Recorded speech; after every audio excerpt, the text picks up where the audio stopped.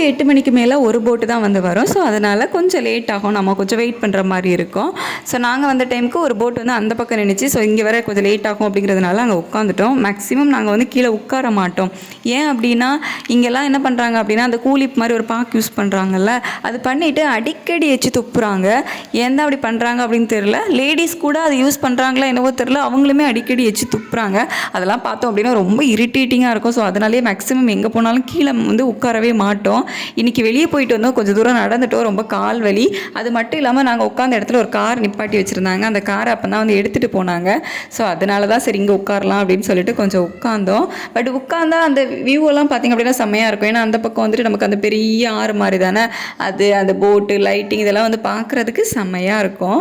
So கொஞ்சம் நேரம் உட்காந்துட்டு அப்படியே ரிலாக்ஸ் பண்ணோம். அதுக்கிடையில் போட்டு வந்துடுச்சு. அதுக்கப்புறமா கிளம்பி போட்டில் போனோம். எப்போ போட்டில் போகும்போதும் பேபி யாராவது ஒருத்தங்களை வந்து கரெக்ட் பண்ணிடுறாரு. இன்றைக்கும் ஒரு அண்ணாவை எப்படி தான் கரெக்ட் பண்ணான்னு தெரில. ஜஸ்ட் அவங்கள பார்த்து ஸ்மைல் தான் பண்ணால் அவங்க இவனை பார்த்து ஏய் ஹீரோ அப்படின்னு சொல்லிட்டு போகிறாங்க. என்ன தான் பண்ணுறான், எப்படி தான் மயக்கிறான் அப்படிங்கிறதே வந்து தெரியல. எப்போவே இப்படி கொஞ்சம் யங்ஸ்டேஜ் எல்லாம் ஆனால் எத்தனை பிள்ளைகளை மயக்கி எங்களை என்னென்ன பிரச்சனையில் இழுத்து விட போகிறானோ தெரியல.